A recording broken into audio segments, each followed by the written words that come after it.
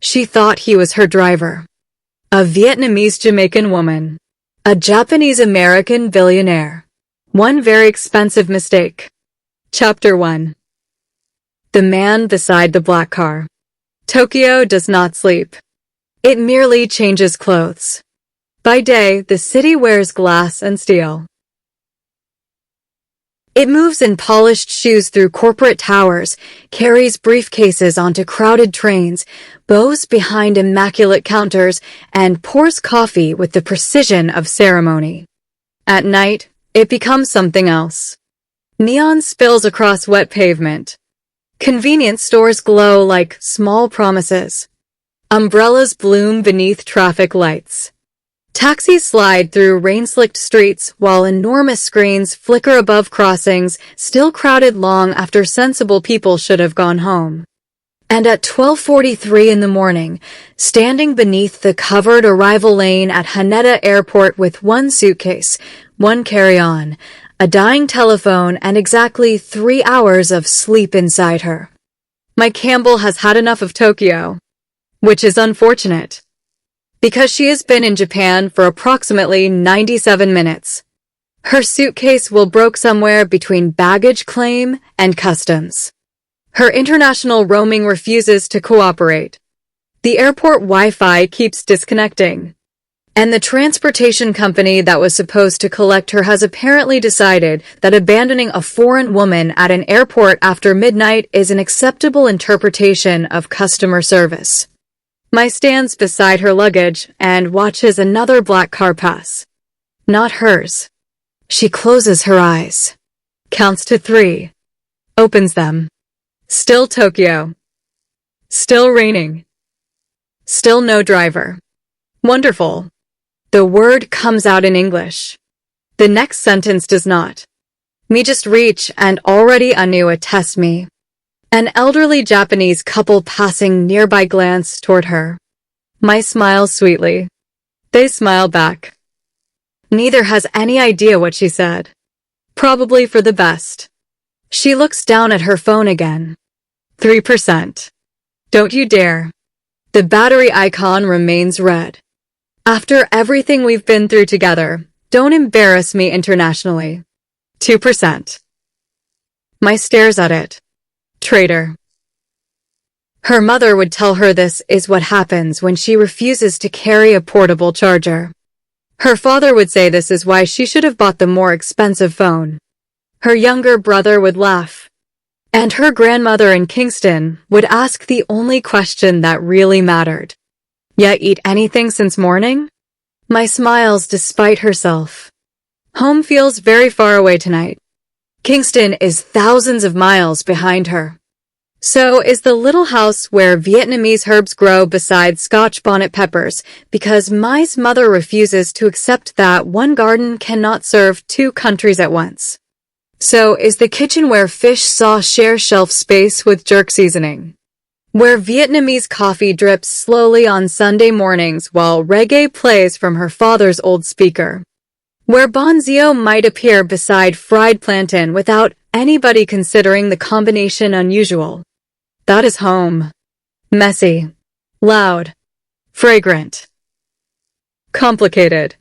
Hers. Tokyo is none of those things yet. Tokyo is simply wet. Mai sighs. Then she sees the car. Black. Long. Immaculate. The kind of vehicle that looks expensive even to someone who knows absolutely nothing about cars. It glides beneath the covered lane and stops several yards away. Mai straightens. Finally. Thank God. The rear passenger door opens. A man steps out. And Mai's irritation pauses long enough to notice him. Tall. Japanese. Perhaps early 30s. Dark trousers. White shirt. Long charcoal coat. No tie. Black hair slightly disordered, as though he has spent several hours running his fingers through it. He doesn't look like someone who has been waiting around an airport all evening. He looks tired. Not ordinary tired. The particular exhaustion of someone whose day has contained too many people asking him for things. He closes the door and checks his phone. Mai looks at the car. Looks at him. Looks at the message on her own screen. Black executive vehicle. Well, there it is. She grabs the handle of her damaged suitcase. The wheel immediately twists sideways. Of course. She drags it toward him. The sound is atrocious. Clunk. Scrape. Clunk. Scrape. The man looks up. His eyes settle on her. Mai approaches. Excuse me. He looks behind himself as though checking whether she means someone else. She stops in front of him. Campbell? Nothing. Mai Campbell. His expression changes slightly. Not recognition. Confusion. Mai's patience is too exhausted to notice the difference. Airport pickup? The man looks at her. Then at her suitcase. Then toward the black sedan. Then back at her. There is a pause. A surprisingly long one. Mai lifts her eyebrows. You are here for the Kiamisa group? Something flickers in his eyes. Yes. Relief floods her. Perfect. She pushes the suitcase toward him. Because I've been standing out here for almost 40 minutes, your dispatcher isn't answering, my phone is about to die, and this suitcase has apparently decided it would rather remain in Japan without me. The man looks down at the suitcase now sitting beside his shoes. Mai exhales. Sorry. Long flight. He looks at her again. Up close, he is striking. Not movie star polished. Something quieter. Sharp cheekbones. Dark, observant eyes. A face that does not reveal much unless one knows where to look. Mai does not know where to look. Yet, you think I'm your driver. His English is flawless. American. Mai blinks. Yes. A tiny movement touches one corner of his mouth. Not quite a smile. Interesting. What is? He looks at the suitcase again. For 1 second, Mai thinks he is going to explain something. Instead, he reaches for the handle. I'll take that. Thank you. He lifts the suitcase easily. The broken wheel hangs uselessly from one corner. He examines it. What happened? Your airport attacked it. That almost gets a smile. Almost. He carries the suitcase toward the trunk. Mai follows. You're American. He glances at her. So are you. Absolutely not. That stops him. Mai's mouth twitches. Jamaican. You don't sound. He catches himself. Mai waits. His expression changes. She folds her arms. Go ahead. I was going to say you don't sound like the Americans I've been listening to for the last 14 hours. You thought I was about to say you don't sound Jamaican. I did. Do people say that often? All the time. He places her suitcase in the trunk. And what do you tell them? That Jamaica has more than one face. For the first time, he really looks at her. Not her clothes. Not her suitcase. Her. Mai is accustomed to that second look.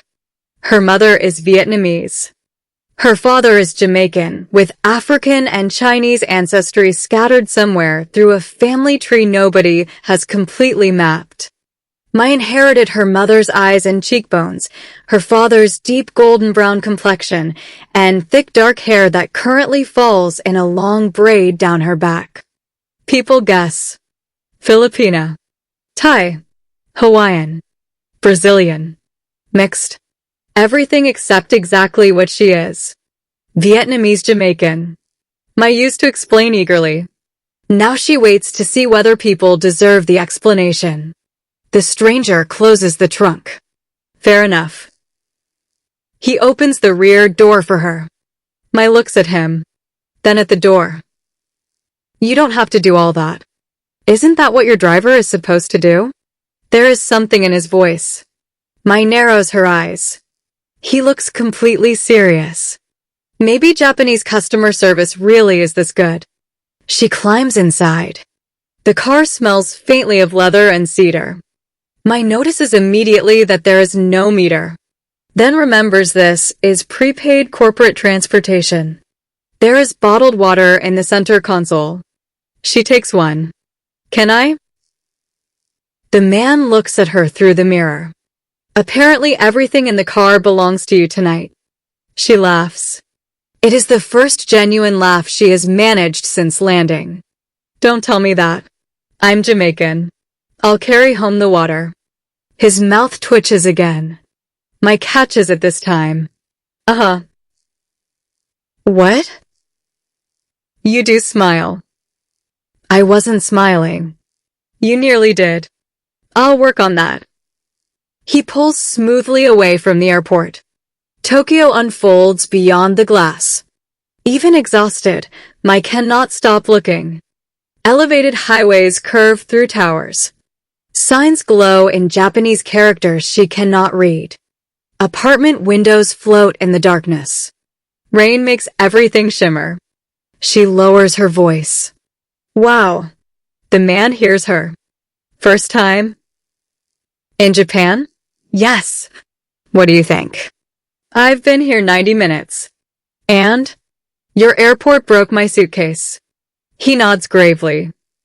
A devastating international incident. Exactly. Anything else? Mai watches the city.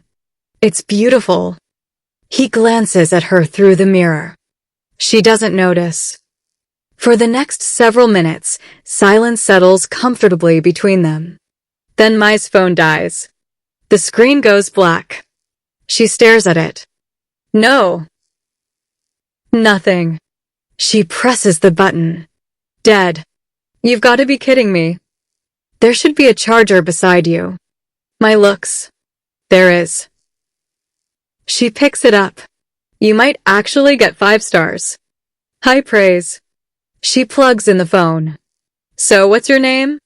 The man's hands tighten almost imperceptibly on the steering wheel. Ren. Ren. Yes. In Mai. I gathered. She laughs. Right.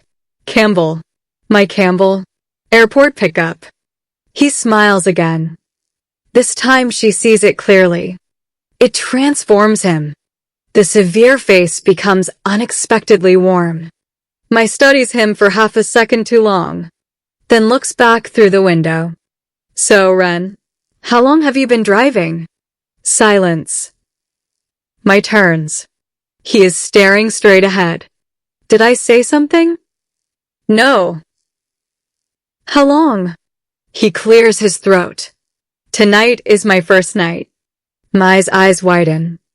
Oh, technically, he is telling the truth. Okay, well, you're doing fine. Thank you. Very smooth. I'm relieved. Though your conversation could use work. He glances at her. My conversation? You barely talk. You've been talking enough for both of us. Mai's mouth falls open. Then she laughs. Okay, so you have jokes. Occasionally. And here I was trying to help your customer service rating. I appreciate the sacrifice. She points at him. Careful. You're down to 4 stars now. Ren laughs. Actually laughs. It surprises both of them. Mai smiles. There. Much better. Ren Takahashi has had one of the worst days of his year. 14 hours earlier, he was in San Francisco. 9 hours before that, his board informed him that the acquisition he had spent 8 months negotiating might collapse. 6 hours ago, his mother called to remind him that his grandmother's 82nd birthday dinner was not an optional corporate engagement. 3 hours ago, his Tokyo office informed him that a journalist had discovered details of an investment Ren had intended to keep private until Monday. And 20 minutes ago, he stepped out of his car at Haneda Airport because his driver needed to retrieve a document from the terminal. Then a woman appeared from the rain, handed him a broken suitcase, and informed him that his customer service was unacceptable. Ren has not been this entertained in months. He should tell her. He knows that. He should have told her immediately. I'm not your driver. Simple. Instead, when she looked at him with exhausted brown eyes and said airport pickup, something inside him, the part that has spent years being recognized before being known, made a selfish decision. For once, he wanted to see what happened when someone met him without knowing his surname, without knowing the company, without knowing Forbes, without knowing what the newspapers estimated he was worth. Mai knows none of it.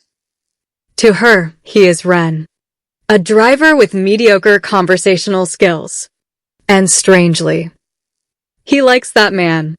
So, what brought you to Tokyo? Mai looks away from the window. Work. What kind? Brand strategy and cultural consulting.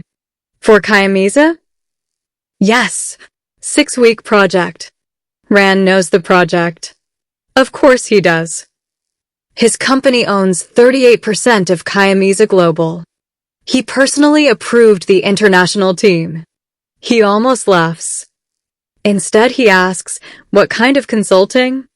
They're launching a hospitality division across several markets, Caribbean included. Apparently, somebody finally realized you can't take one advertising campaign, change the models, and call it cultural localization. Ran raises an eyebrow. You have strong opinions. I have invoices to prove it. He smiles. Mai continues. Companies love the word global until somebody tells them global doesn't mean everybody wants the same thing. And what do people want? To be seen. The answer comes quickly. Then Mai becomes quieter. Properly. Ren's eyes return to the road. Something about that word stays with him. Properly. He understands more than she knows. 40 minutes later, the car stops outside one of Tokyo's most exclusive hotels. Mai stares upward. Jesus. Ren gets out. What? This is where they're putting me? Yes. You sure? Yes. My room better not come out of my paycheck. Ren walks around to retrieve her luggage. Mai stretches after the long ride. Rain has softened to mist. The hotel entrance glows gold behind them. A doorman begins walking toward the car, then sees Ren. His entire posture changes. Mai doesn't notice. She is searching through her handbag. Ren removes her suitcase. Here. Thank you. She finds what she wants. A folded bill. Ren looks down.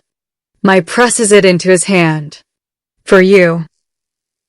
He stares at the money. 2,000 yen. Ren Takahashi has been handed contracts worth hundreds of millions of dollars with less ceremony. He looks at Mai. She smiles. Don't spend it all in one place. He should correct her. Now. Absolutely now. Instead, he closes his fingers around the money. Thank you. 5 stars. I thought I was down to 4. You recovered. The doorman has reached them. His eyes move between Ren and the money in Ren's hand. The poor man looks as though reality itself has malfunctioned. Ren gives him the slightest shake of his head. Say nothing. The doorman bows. Mai takes her suitcase. Good night, Ren. Gut nicht, Mai. She starts toward the entrance, then turns. And work on the conversation. Ren slips the 2,000 yen into his coat pocket. I'll do that. She disappears through the revolving doors. Ren remains outside. His actual driver returns moments later carrying the forgotten folder. Mr. Takahashi, I apologize. The security office. Ren raises a hand. It's fine. The driver notices the hotel. Then the empty backseat. Then Ren's expression. Sir. Ren gets into the car. Take me home. The driver hesitates. Yes, sir. As they pull away, Ren reaches into his pocket. He looks at the 2,000 yen and laughs. Thank you for the tip. At 8:45 the following morning, Mai Campbell walks into the headquarters of Takahashi Meridian Holdings feeling like a woman who has defeated death. Barely. She slept 4 hours. Her body believes it is somewhere over the Pacific. Her brain has filed an official complaint. But she looks good. That matters. Cream trousers. Dark green blouse. Gold earrings her mother gave her before the trip. Her long dark hair pulled into a sleek low ponytail. Professional. Composed. Prepared. Nobody looking at her would know she spent 10 minutes that morning staring at a Japanese toilet control panel wondering whether pressing the wrong button might launch her through the bathroom ceiling. The lobby is enormous. Marble. Glass. Quiet money. Not loud wealth. The more dangerous kind. Mai approaches reception. Good morning, Mai Campbell. I'm with the International Strategy Team. The receptionist's smile brightens immediately. Campbell-san. Welcome. After several bows, identification checks, and a visitor badge, Mai is escorted toward the elevators. She checks her reflection in the mirrored wall. You can do this. The woman beside her smiles politely. Mai realizes she said it aloud. Long flight. The woman nods sympathetically. The elevator opens onto the 42nd floor, and Mai steps into another world. Executives move quickly through glass corridors. Assistants carry tablets. Conference rooms overlook Tokyo. Everything feels precise. Important. Expensive. Mai straightens her shoulders. This is why she is here. Not for sightseeing. Not for adventure. Not to collect stories about handsome airport drivers. Work. She follows her escort toward the main conference room. Voices can be heard inside. Japanese. English. Then the doors open. Several people are already seated. Mai enters. Introductions begin. Director Sato. Vice President Nakamura. Ms. Ishikawa from Brand Development. 2 executives from Singapore. 1 from London. Mai smiles. Bows when they bow. Shakes hands when hands are offered. She is reaching for her chair when suddenly, everyone stands. Mai freezes. The atmosphere changes. Not dramatically. Instantly. Conversation stops. Jackets are adjusted. Postures straighten. Someone near the door bows. Good morning, Takahashi-san. Mai turns. A man walks through the doorway. Charcoal suit. White shirt. Dark tie. Black hair perfectly arranged. No rain. No tired expression. No driver's coat. But the face. Mai knows the face. Her brain refuses to understand the face. Ren. Her driver. Mai's lips part. Ren Takahashi enters the room surrounded by senior executives. Someone beside Mai whispers. Mr. Takahashi arrived from San Francisco last night. We weren't expecting him at this meeting. Mai hears only 2 words. Mr. Takahashi. No. No. Ren's gaze moves around the table, then stops. On her. For half a heartbeat, billionaire and consultant simply stare at one another. Mai's stomach drops through 42 floors. Ren's expression remains perfectly professional. Except for his eyes. His eyes are laughing. He walks toward the head of the table. Director Sato begins the introduction. For those joining us internationally, this is Ren Takahashi, founder and chief executive officer of Takahashi Meridian Holdings. Mai stops breathing. Founder. Chief executive officer. Takahashi. As in the name on the building. The very, very tall building. The presentation screen changes. A corporate profile appears. There he is. Ren Takahashi, founder and CEO. Mai closes her eyes for 1 second. Her ancestors abandoned her. Every single one. Ren takes his seat. Good morning. Everyone responds. Mai does not. She is remembering herself pushing a suitcase toward him. Airport pickup? She is remembering telling him he needed to improve his customer service. She is remembering. Oh God. The tip.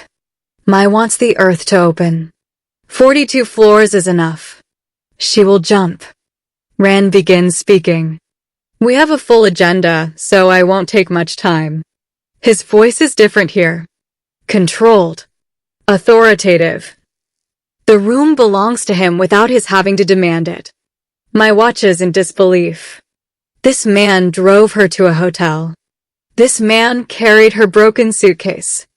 This man let her critique his conversation. Ren discusses quarterly expansion for several minutes. Then, before we begin, I'd like to welcome our international consultants. Mai stares at her notebook. Don't look up. Don't look up. Don't. Miss Campbell. Damn him. Mai raises her head. Ren looks directly at her. Welcome to Tokyo. Several people turn toward her.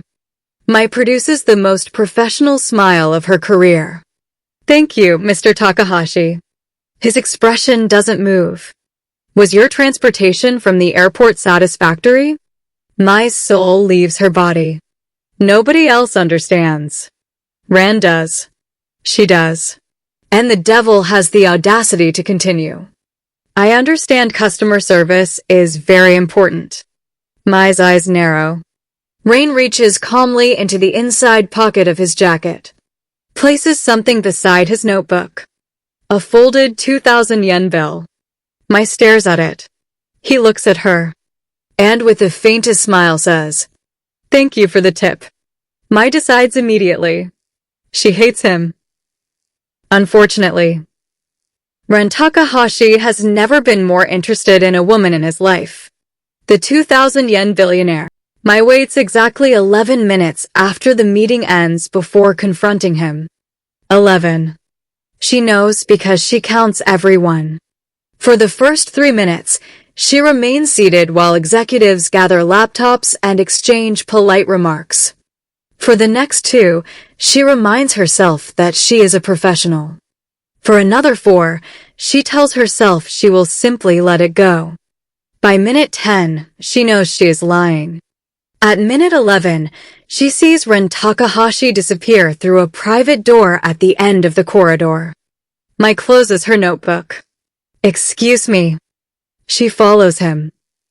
His assistant looks up immediately. Campbell-san? I need to speak with Mr. Takahashi. Do you have an appointment? Mai smiles. No. The assistant begins to respond. Mai lowers her voice. Tell him the woman who tipped him is outside. The assistant blinks. Once. Twice. Then very carefully reaches for the telephone. Less than 30 seconds later, the enormous wooden door behind her opens. Ren stands there. No entourage. No board members. No expression. Miss Campbell. Mr. Takahashi. Come in. Mai walks past him. The door closes. She turns. You. Ren's eyebrows rise. Me. You knew. Yes. You knew the entire time. Yes. You let me think you were my driver. Yes. Mai stares at him. Ren waits. She points at him. That is insane. I've been called worse. I gave you money. I remember. You took it. You insisted. I thought you were working. I was driving. That is not the same thing. Ren folds his arms. Mai begins pacing. His office is enormous. She barely notices. Tokyo spreads beneath windows covering an entire wall. There are bookshelves, minimalist furniture, artwork that probably costs more than her childhood home, and a conference table large enough to negotiate peace treaties. Mai sees none of it. She sees him. You could have said something. I could have. Why didn't you? Ren does not answer immediately. That annoys her more. Mr. Takahashi? Ren. No, absolutely not. You have lost first-name privileges. That gets him. The corner of his mouth lifts. Mai points again. And stop doing that. Doing what? Finding this funny. I don't find you funny. You're smiling. I find the situation funny. You are the situation. His smile grows. Mai throws both hands up. Unbelievable. Ren watches her. There are people who enter his office and become smaller. People who lower their voices. People who choose every word carefully because they know a careless sentence could affect a contract, a promotion, an investment, or a career. Mai Campbell has been in his office for less than 2 minutes and has already pointed at him twice. Ren likes her more than he should. I apologize. Mai stops. The amusement disappears from his face. I should have corrected you. Yes. I know. Then why didn't you? Ren looks toward the windows. For the first time, something changes. Not the billionaire. Not the CEO.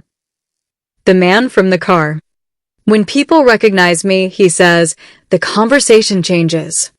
Mai says nothing. They become careful. Or interested. Sometimes overly interested. His voice is quieter now. Last night you weren't. Mai's anger cools by a degree. Not much.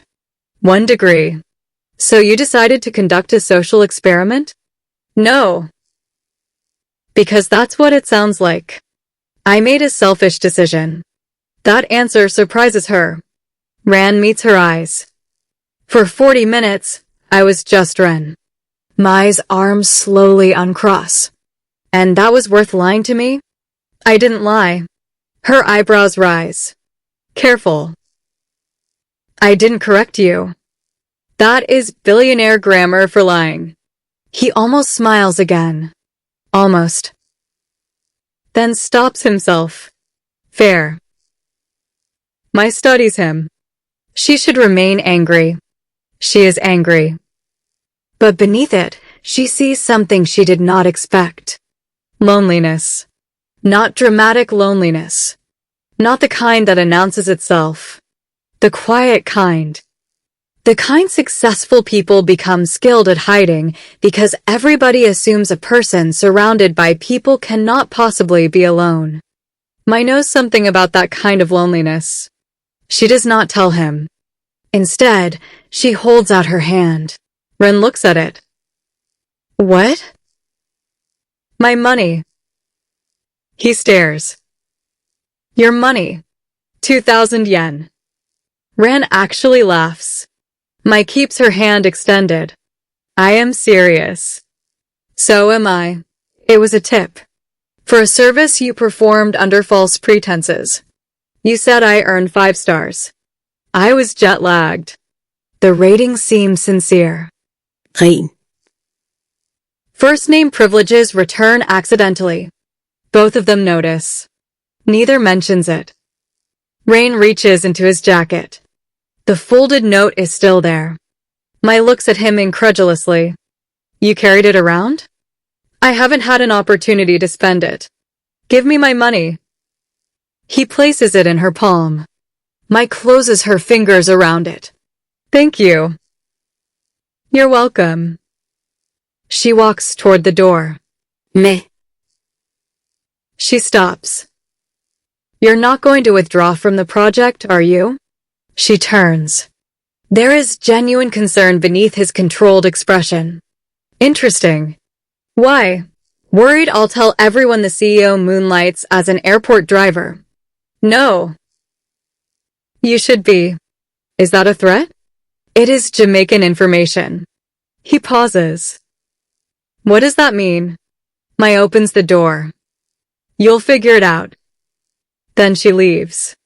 Ren stands alone in his office. A moment later, his assistant enters. Sir, the Osaka call is ready. Ren nods. She turns to leave. Yumi. Yes. What's Jamaican information? His assistant stares at him. I don't know. Ren looks toward the closed door through which Mai disappeared. Neither do I. Not what you expected. By lunchtime, Mai has discovered 3 things. First, Tokyo office workers can apparently obtain an entire excellent meal from a convenience store without sacrificing dignity. Second, her new colleague Emi Watanabe knows everything that happens inside Takahashi Meridian Holdings approximately 12 minutes after it happens. And third, Ren Takahashi is very, very rich. Not nice house rich. Not private school rich. Not first-class flight rich. Not even yacht rich. Mai sits in a small restaurant near the office staring at Emi's phone. How much? Emi whispers the number. Mai blinks.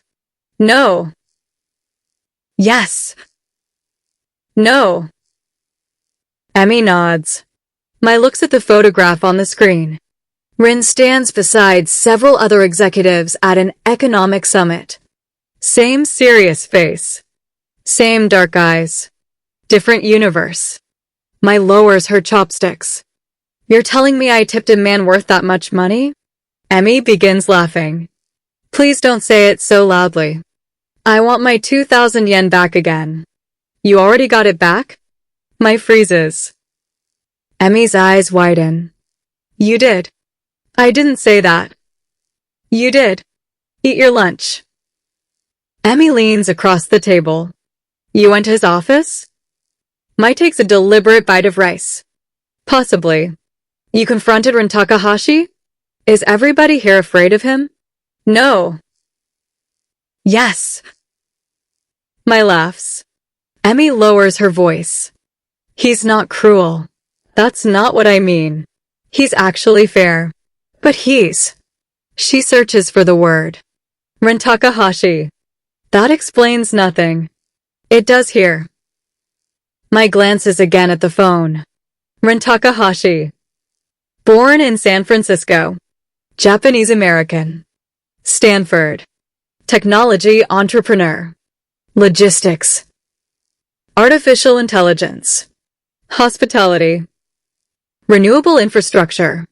International holdings. Philanthropic foundation. Youngest billionaire. Mai stops reading. Enough. Emi takes the phone. You really didn't know? No. What did you talk about in the car? Mai thinks. My suitcase. Emi laughs. Customer service. More laughter. Jamaica. Emi stops laughing. Mai looks at her. What? Nothing. No, what? Emi hesitates. He doesn't usually talk about personal things. We didn't. You talked about where you're from. That isn't personal. To some people it is. Mai leans back. Emi studies her for a moment. Can I ask you something? Sure. You're Vietnamese? And Jamaican. Were you born in Jamaica? Kingston. Emi nods. Your mother. Vietnamese. Born outside Hoi An. She moved to Jamaica when she was 23. And your father? Jamaican. Born in St. Andrew. Emi smiles. That must have been interesting. Mai laughs. You have no idea. She can see the house in her mind. Her mother, Lon, correcting the amount of fish sauce in a pot while Mai's father, David, insists everything improves with Scotch bonnet. Lunar New Year decorations appearing in the same home where Christmas meant sorrel, fruitcake, and reggae playing too loudly. Her mother shouting Vietnamese from the kitchen. Her father answering in patois, neither speaking the other's language perfectly, both understanding exactly when the other was annoyed. My smiles. It was loud. Your parents. My whole family. Vietnamese families aren't exactly famous for being quiet. Neither are Jamaicans. Imagine combining them. Emmy laughs. Mai does too. Then a voice behind them says, Campbell? Mai turns. A Japanese man in his 40s stands near their table. He wears the same company identification badge. I'm Hiroshi Tanaka, Regional Development. Mai stands. They exchange introductions. He looks at her face for a moment longer than necessary, then smiles. You are the Jamaican consultant? Yes. His surprise is immediate. Mai knows the expression. She has seen it in airports, universities, business meetings, hotels, everywhere. Oh, one syllable. A whole conversation. Mai waits. Tanaka recovers. I expected. He stops. Mai could rescue him. She doesn't. You expected what? Emmy becomes very interested in her soup. Tanaka laughs awkwardly. No, nothing. I simply didn't realize you were. Again, he stops. Asian? Mai offers. Partly. Vietnamese. Yes. But Jamaican?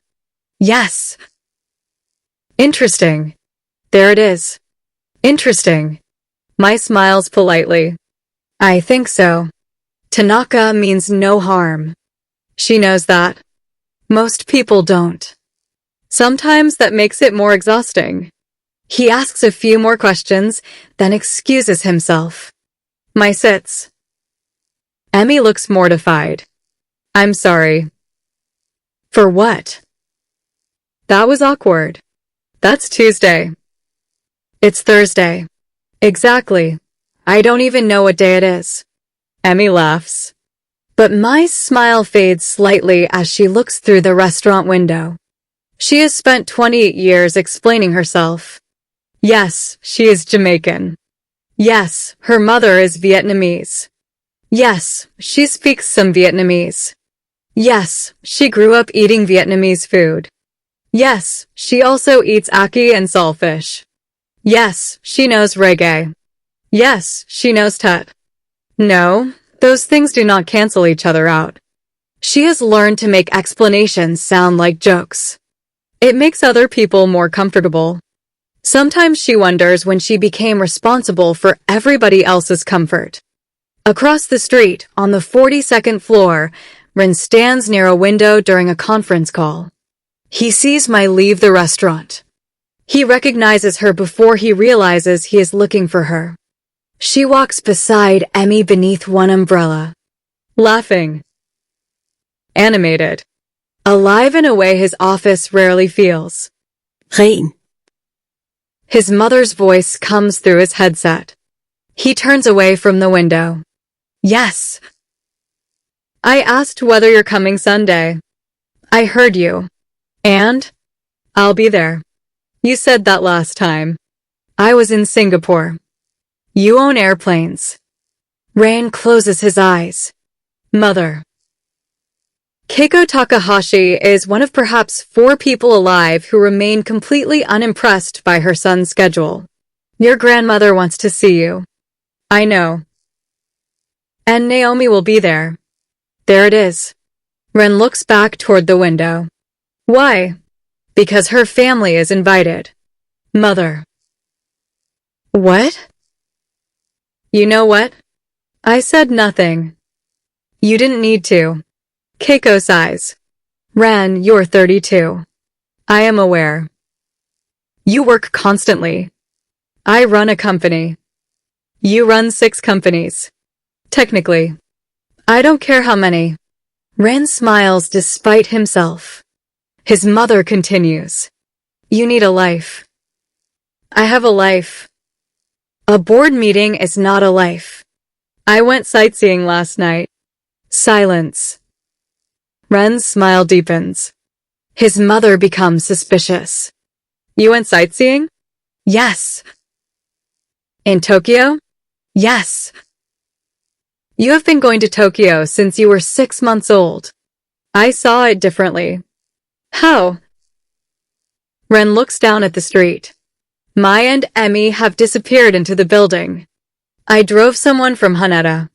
Another silence. What? Never mind. Ren. I have a meeting. Ren Takahashi, don't you dare. He ends the call.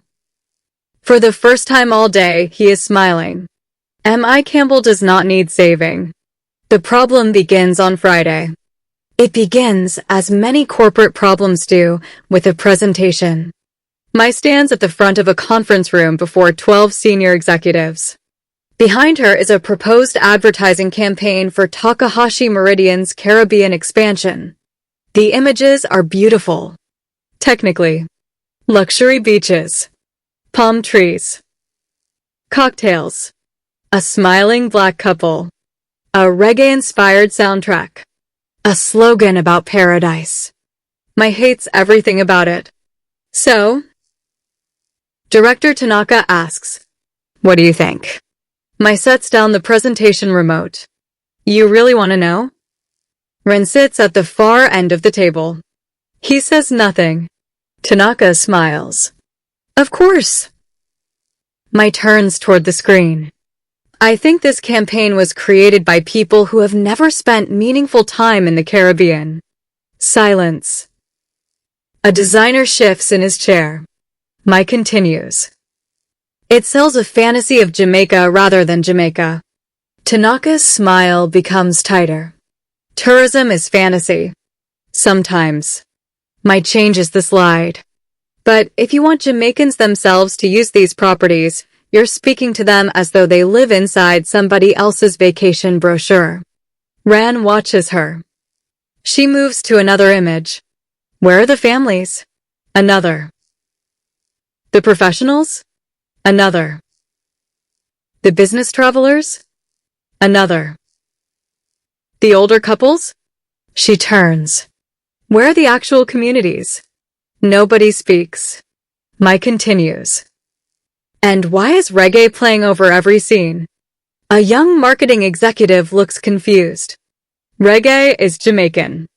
So is dancehall, gospel, ska, rocksteady, dub, jazz. Afrobeats is huge. So is American R&B. Jamaicans listen to everything. She gestures toward the screen. You have reduced an entire country to beaches, rum, and Bob Marley adjacent music. One of the executives stiffens. Ren's mouth almost moves. He hides it behind his hand. Tanaka says, the research tested well. With whom? International consumers. Then call it an international tourism campaign. Mai folds her hands. But don't tell me you're targeting Jamaicans. Tanaka leans back. You're very direct. Yes. I've noticed. The room becomes uncomfortable. Mai knows that tone. She knows what comes next. She has experienced versions of it in New York, Toronto, London, and Miami. The subtle suggestion that directness is admirable until it comes from the wrong person. Tanaka glances toward Ren. Perhaps Ms. Campbell needs more time to understand how we approach these projects. Mai's spine straightens. Before she can respond, Ren speaks. No. One word. The room stills. Tanaka looks toward him. Ren closes the report in front of him. We hired her because we don't understand the market. Nobody moves. If we already understood it, Ren continues, there would be no reason for her to be here. Tanaka nods. Of course. I only meant. I know what you meant. Ren looks at Mai.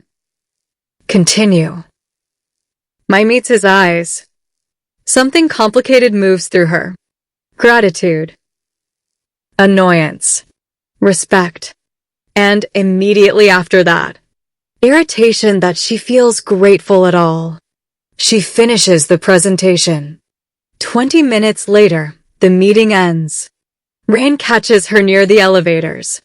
Me. She keeps walking. Me. She stops.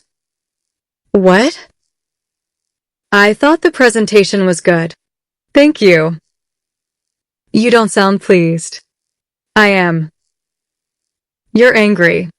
Mai looks at him. Do you always diagnose people in hallways? Only when they're glaring at me. I am not glaring. You are. The elevator arrives. Mai steps inside. Ren follows. The doors close. They are alone. Mai presses the lobby button. Ren waits. Finally. What did I do? She exhales.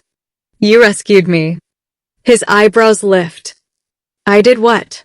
In there. I supported your recommendation. You interrupted before I could answer him. He was undermining you. I know. So I can handle being undermined. Rand studies her. I didn't think you couldn't. It looked like you did. That wasn't my intention. I know. Then why are we arguing? Mai looks at him. Because people like you don't always understand what happens after you leave the room. Rain becomes still. What does that mean? It means you're the CEO. You can say whatever you want, walk away, and everyone adjusts. The elevator descends. I have to work with those people for 6 weeks. So do I. No, Ren. Her voice softens.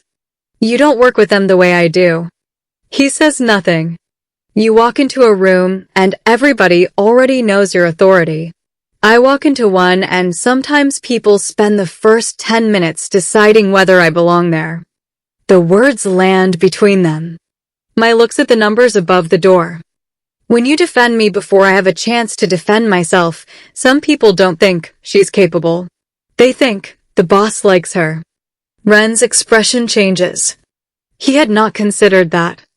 Mai sees him understand. That matters. I wasn't trying to make things harder for you. I know. I'm sorry. She looks at him. No defensiveness.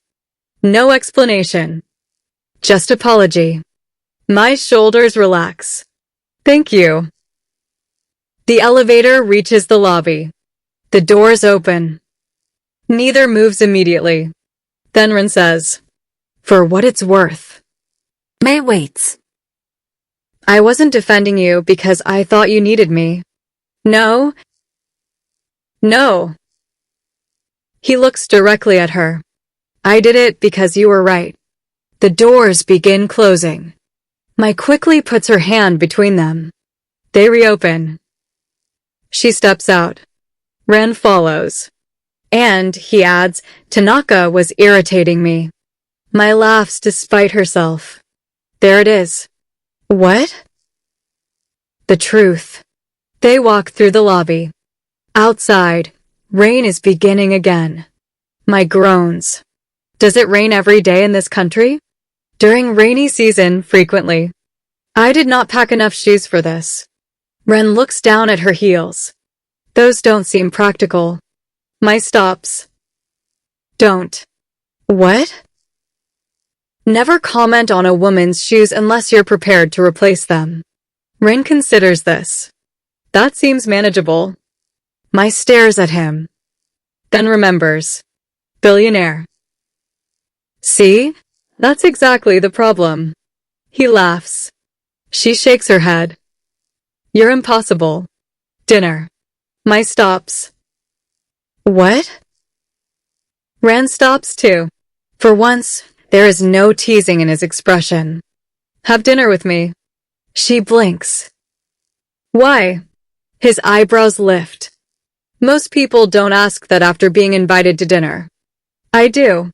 I've noticed. Why? Ren considers giving her an easy answer. Because he owes her an apology.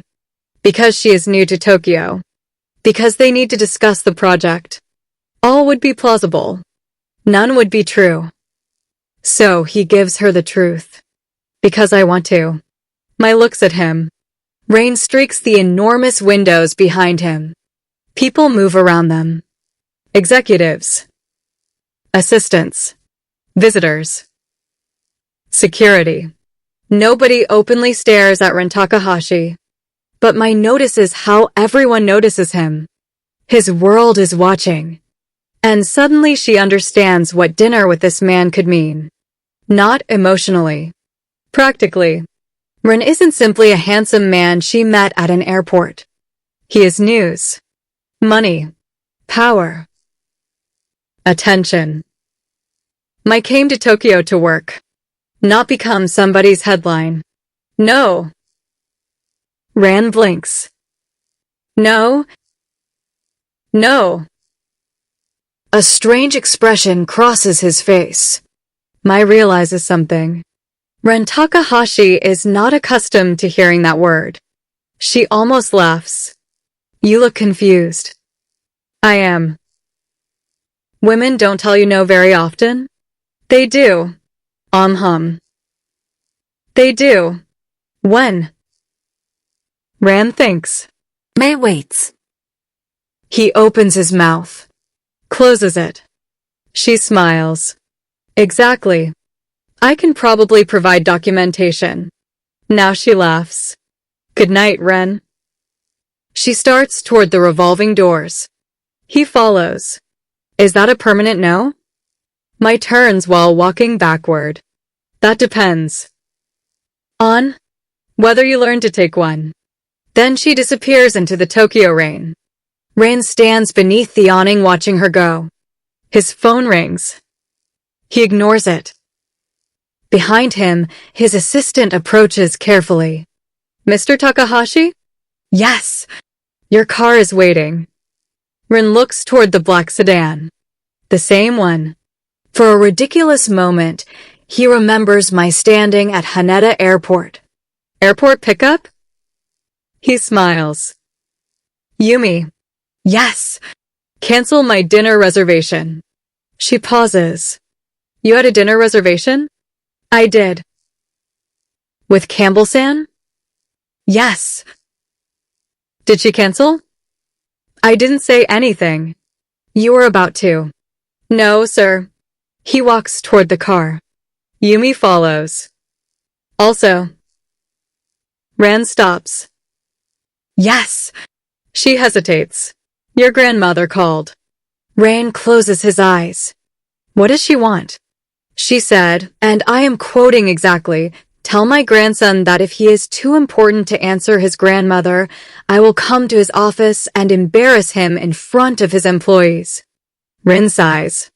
Mai Campbell may not be the most dangerous woman currently in Tokyo after all. Call her back. Yes, sir. And Yumi? Yes.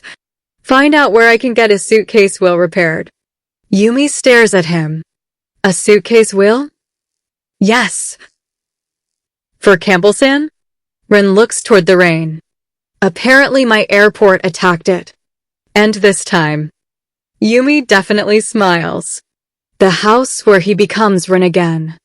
On Sunday afternoon, Ren enters his grandmother's home in Setagaya carrying flowers and an apology. Only the flowers are accepted.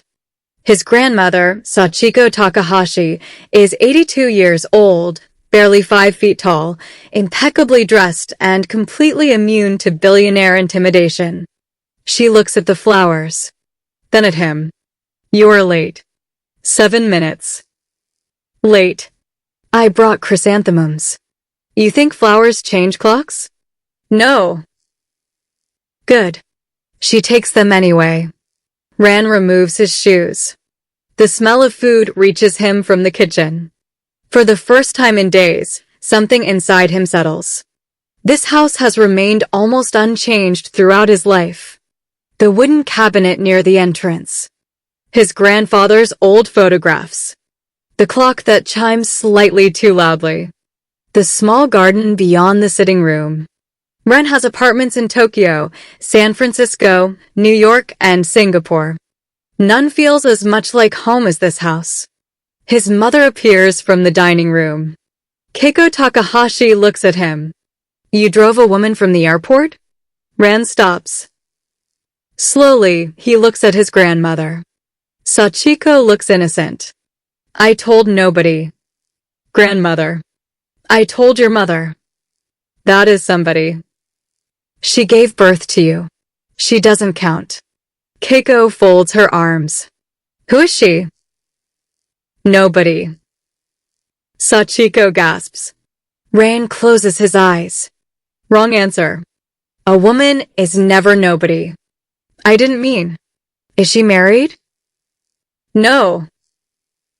Japanese. Ren hesitates. That hesitation is enough. His mother notices. His grandmother definitely notices. Sachiko's eyes sharpen. What is she? Ren frowns. What do you mean, what is she? Where is she from? Jamaica. Silence. His grandmother blinks. Jamaica? Yes. Keiko looks surprised. Ren adds. Her mother is Vietnamese. The silence becomes different. Not hostile. Simply recalculating. Ren recognizes it immediately. He has seen Mai recognize it too.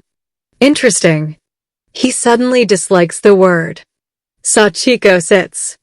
Vietnamese and Jamaican. Yes. Beautiful. Grandmother. That means yes. Keiko smiles. Ren regrets coming home. His grandmother gestures for him to sit. What is her name? Me. Sachiko repeats it softly. Me. Then. Bring her. Ren nearly chokes. Absolutely not. Why? I met her 3 days ago. You drove her from the airport. By accident. Keiko looks at him. How does someone accidentally become a chauffeur? Ren sits. It is a long story. Sachiko pours tea. I am 82. She pushes a cup toward him. I have time. And against his better judgment, Ren begins telling them about the night at Haneda. By the time he reaches the 2,000 yen tip, his mother is laughing so hard she has to put down her tea. His grandmother wipes tears from her eyes. Ren sits silently while the two women who raised him enjoy his humiliation. Sachiko finally catches her breath. I like her. You haven't met her. She gave you a tip. That is your qualification. No. Sachiko's laughter fades. She met you without your money. Ren looks at his grandmother. Her expression has softened. That is rare for you. The room becomes quiet. Ren looks down at his tea. Yes. Sachiko reaches across the table, touches his hand. Then don't ruin it by showing her how much money you have. Keiko laughs. Ren looks offended. I know how to date. Both women stare at him. Ren sighs.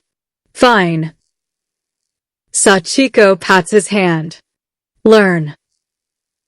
And somewhere across Tokyo, completely unaware that an 82-year-old Japanese woman has already decided she likes her, Mai Campbell is standing in a Vietnamese grocery store holding a bundle of raw ram to her nose.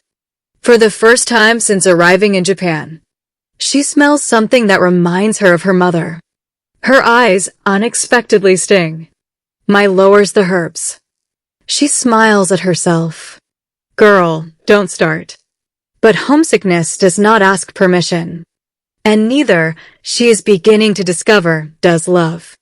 The parts of her people do not see. Mai calls her mother from a bench outside a small Vietnamese grocery in Shinokubo. It is late afternoon in Tokyo. Very early morning in Kingston. She knows this. She calls anyway. Her mother answers on the fourth ring. Mais. The voice is sleepy, then instantly alert. Me. What happened? Mai smiles. Nothing gets past Mai Campbell. Nothing happened. You call me this time, something happened. I miss you. There is a pause. Her mother's voice changes. Softens. Oh. Mai looks down at the bag beside her. Fresh herbs. Rice paper. Fish sauce. A tin of condensed milk she absolutely did not need but bought because it reminded her of home. I found a Vietnamese shop. In Tokyo? Yes. Good one. I think so. You think so? Mai laughs quietly. Here we go. Show me. Me, it's a phone call. Then video. Mai switches the camera on. A moment later her mother's face appears. Hair wrapped. Nightgown. Glasses low on her nose. Behind her is the kitchen Mai knows better than any room in the world. A blue mug near the sink. Her father's ridiculous rooster-shaped salt shaker. 3 mangoes on the counter. Home. Mai's throat tightens. Lon notices immediately. You crying? No. You crying? I'm not. Your nose gets red. Mai turns the camera away. My nose does not get red. It gets red. From somewhere behind her mother comes a man's sleepy voice. Who depend the phone? Mai laughs. Daddy. Her father appears 2 seconds later wearing a white undershirt and an expression of deep betrayal by the existence of morning. Princess. Morning. Morning fi who? Sorry. David Campbell peers into the screen. You good? I'm good. You eating? Mai closes her eyes. There it is. I knew one of you was going to ask. Answer. Yes. Proper food. Yes. Not chips. No. Not coffee. Me, tell him. Lon looks at her. You eating proper food? Mai groans. Her parents laugh. For a few minutes, everything becomes easy. Her father asks about Tokyo. Her mother asks about work. Mai tells them about the trains, the convenience stores, the rain. She does not mention Ren. Then David asks, how was the airport pickup? Mai becomes silent. Her mother sees it instantly. What? Nothing. David points at the screen. That face. Mai tries to look innocent. What face? The face you used to make before telling me somebody breaks something in school. I never broke anything. You broke the science lab thermometer. I was 12. Lon leans closer. What happened airport pickup? Mai exhales. I may have mistaken someone for the driver. David laughs. That all? He wasn't the driver. Obviously. Mai continues. He was the CEO. Silence. Her mother's eyebrows rise. David stops laughing. The CEO of what? The company. What company? The company that brought me here. David stares. Lon stares.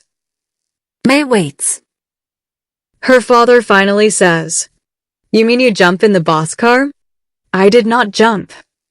You tell the boss drive you hotel? Yes. Lan's hand covers her mouth. Mai can see her trying not to laugh. It's not funny. Her mother loses the fight first. Then her father. Mai watches both parents dissolve.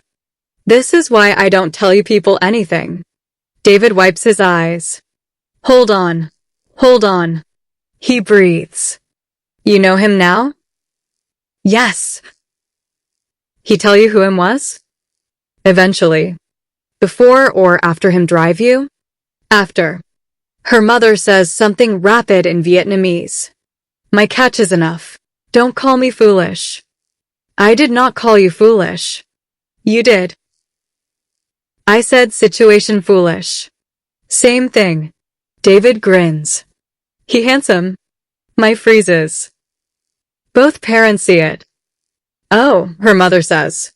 Mai shakes her head. No. David laughs. That mean yes. He is attractive. That has nothing to do with anything. Lon narrows her eyes. Rich? Mai hesitates. Her father groans. Lord. Very. Mai looks toward the street. Billionaire. Silence again. This time nobody laughs. Her mother's face becomes serious. Me. I know. No, listen. I know me. Men with money can make problems disappear. Her mother leans closer to the screen. Sometimes women disappear inside the problem too. Mai goes still. Lon does not often speak dramatically. That makes the warning heavier. I am not dating him. Good. David looks at his wife. Woman, she never say she interested. Lon ignores him. You work. You come home. You enjoy Japan. Don't let somebody's money make your life complicated. Mai looks down. It already is. What? Nothing. Her mother knows it was not nothing, but she does not push.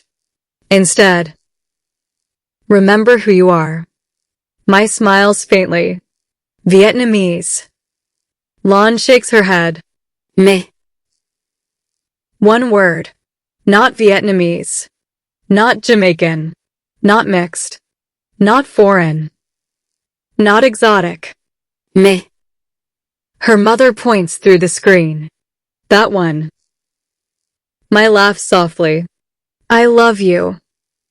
We love you too. David leans into frame. And if Billionaire trouble you. Daddy. Me just saying. What are you going to do from Kingston? David sits straighter. I have WhatsApp. Mai laughs so loudly a woman passing with grocery bags turns toward her. Her father looks satisfied. Exactly. Mai remains on the bench for several minutes after the call ends. The homesickness is still there, but smaller now. She opens the shopping bag, takes out the raw ram, breathes it in again. Her mother.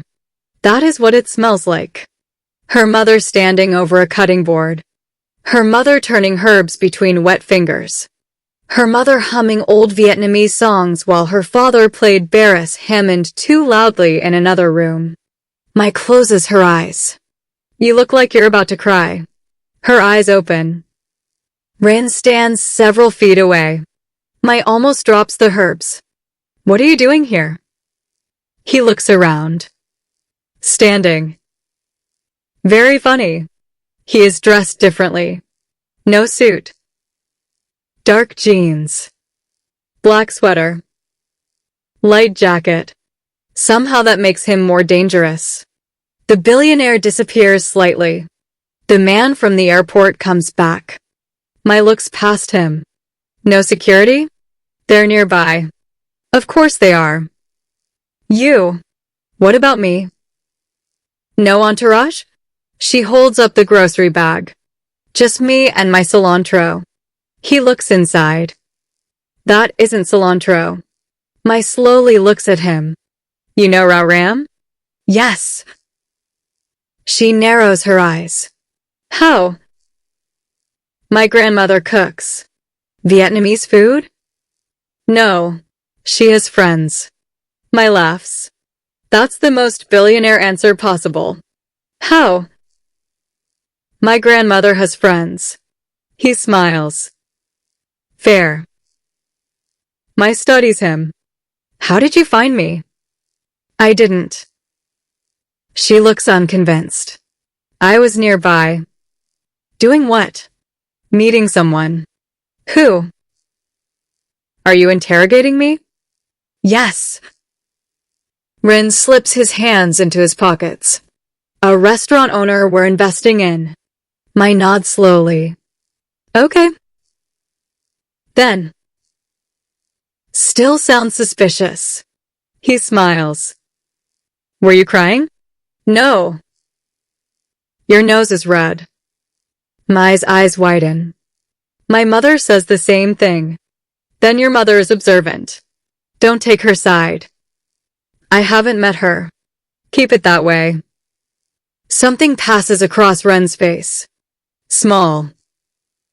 Interested. Mai catches it. Don't. I didn't say anything. You thought something. I think constantly. Dangerous habit. He laughs. Then his gaze drops to the grocery bag. What are you cooking? I don't know yet. That's a lot of ingredients for not knowing. I bought emotionally. Ren nods. I understand that. Mai looks at him. You buy companies emotionally? Occasionally. She laughs. See, this is why rich people need supervision. He gestures toward the street. Coffee? Mai looks at him. You already asked me to dinner. And you said no. I did. So I'm adapting. To coffee. Lower stakes. Mai considers him. He appears almost casual. Almost. But Ren Takahashi is still Ren Takahashi.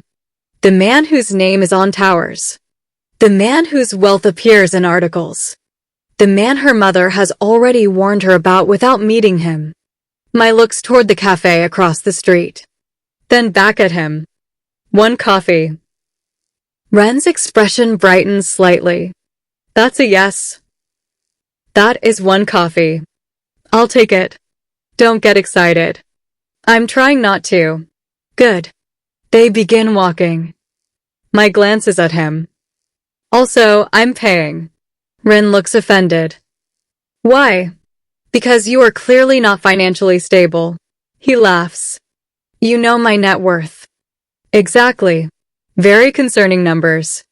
Ren shakes his head. Mai smiles. And for the first time, the idea of spending time with him does not feel like a mistake. That is what worries her. One coffee. The cafe is small. Warm. Hidden one floor above the street. No private room. No staff clearing tables for Ren Takahashi. No expensive reservation. Mai approves. She orders Vietnamese coffee. Ren orders black coffee. Mai judges him immediately. No sugar. No. No milk. No. That explains your personality. Ren sits across from her.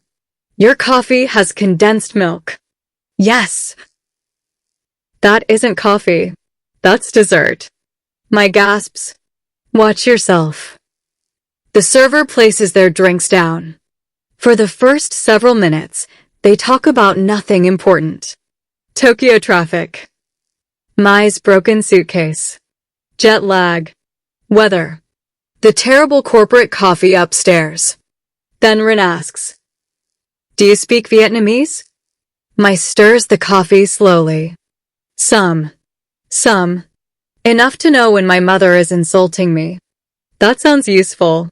She says it isn't insulting if she's telling the truth. Ren smiles. My grandmother uses the same logic. Mai looks up. Your grandmother sounds dangerous. She is. You're afraid of her. Yes. That answer comes too quickly. Mai laughs. What about Japanese? Fluent. You grew up speaking it? At home. Mostly. And in California? English everywhere else. Mai nods. So you understand. Understand what? The switch. Ren does. Immediately. The subtle shift in the body. Language changing posture. Voice. Humor. Even personality sometimes. Yes. Mai looks down at her drink. People think identity is a list. He waits. You're this percentage this, that percentage that. She makes a slicing motion with her hand, as though somebody cut you into sections. Ren listens. But it doesn't feel like that. No. It feels like. She pauses. Rooms. Ren's eyes remain on her. Mai continues. Different rooms in the same house. At home in Jamaica, I was one version of myself. With my mother's family, another part gets louder. In America, people decide things before I even speak. In Asia, they look at me and start guessing. She smiles without humor. And the funniest part? What? Everybody is convinced they know what I am before I tell them. Ren looks at her for a long moment. I know that feeling. Mai raises an eyebrow. You're Japanese. Japanese-American. Exactly. You don't think that matters here? Mai becomes quieter. Ren leans back. When I'm in the United States, people ask where I'm really from. Mai's expression changes. In Japan, people hear me speak and ask where I learned Japanese. She laughs softly. Oh, my family has been here for generations. But because you grew up in America, I become foreign. Mai nods. Ran continues. In America, I'm Japanese. In Japan, I'm American. He takes a sip of coffee. Somewhere over the Pacific, apparently, I become perfectly normal. Mai laughs. There you are. What? Funny. I've been funny. No. You've been rich. I was rich at the airport. You were funny for maybe 3 minutes. Progress. Mai studies him. Something is changing. She does not like how easily they understand each other. Not because understanding is bad. Because it is rare. Rare things are dangerous. People become attached to rare things. Ren looks at her shopping bag again. Your mother is from Vietnam? Yes. Where? Near Hoi An. Have you been? Many times. Do you feel at home there? Mai thinks. Sometimes. That answer surprises even her. Sometimes. She nods. My mother's family loves me. But. Mai stares at the dark coffee swirling beneath the condensed milk. But love doesn't stop people from noticing difference. Ren says nothing. Some relatives thought I was too Jamaican. She smiles. Too loud. Too direct. Too dark after spending summers outside. Ren's expression tightens slightly. Mai notices. It wasn't always cruel. Cruel doesn't require intention. She looks at him. That sentence lands somewhere deep. Mai continues more quietly. And in Jamaica, some people treated my mother like she would always be foreign. Even after years? Decades. So where is home? Mai smiles. Kingston. No hesitation. Always. Always. Ren nods. The answer seems to please him. What about you? He looks toward the window. I don't know. Mai wasn't expecting that. You have 4 houses. 5. She stares. That did not help your case. Ren laughs. I have 5 properties. See? Billionaire disease. I walked into that. You did. But home. His expression turns thoughtful. My grandmother's house, maybe. Maybe? Or California. Or Tokyo. He pauses. I don't know. Mai watches him. For the first time, she realizes wealth has given Ren access to everywhere without guaranteeing belonging anywhere. That thought stays with her. The server comes by. Mai reaches immediately for the bill. Ran reaches too. Their hands meet. Both stop. Mai looks down. His fingers are warm over hers. Then up. Ren is already looking at her. The noise of the cafe seems to fall away. It lasts only a second. Maybe less. Mai pulls her hand back. I said I'm paying. Ren's voice is slightly lower. I remember. Good. She takes the bill. Ren looks at her. You're stubborn. Yes. That wasn't a compliment. It usually is when men say it. He laughs. Mai pays. Then pushes back from the table. 1 coffee. Ren stands. 1 coffee. They walk outside. The rain has stopped. The city is brighter after it. Mai checks the time. I should head back. I'll drive you. She looks at him. No. Why? Because we have history with you driving me places. This time you know who I am. Exactly why I'm saying no. Ren smiles. Taxi? Yes. He raises a hand. A cab stops almost immediately. Mai looks at him. You can summon transportation? Apparently. The driver opens the door. Mai steps toward it. Ren says, Mais. She turns. I enjoyed this. Her expression softens. So did I. He waits. She sees the question. No. He laughs. I didn't ask anything. You were going to. What was I going to ask? Dinner. He smiles. Maybe. Still no. Is it getting closer to yes? Mai steps into the taxi. Good night, Ren. Mais. She starts closing the door. Yes. Your nose isn't red anymore. She glares at him. The door closes. Ren laughs as the taxi pulls away. Mai watches him through the rear window. He grows smaller beneath the Tokyo lights. And the smile on her face remains there far too long.